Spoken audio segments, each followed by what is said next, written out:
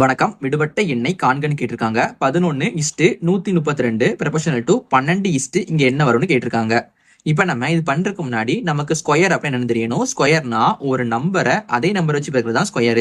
1 ஸ்கொயர்னா 1 × 1 1 தான்.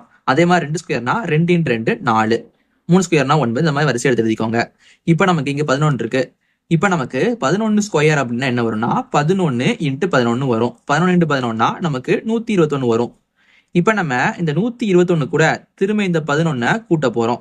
இப்ப என்ன வரும் பாத்தீங்கன்னா 2 3 1. அப்ப நமக்கு ஆன்சர் 132 வருது. அது எனக்கு கரெக்டா இருக்கு.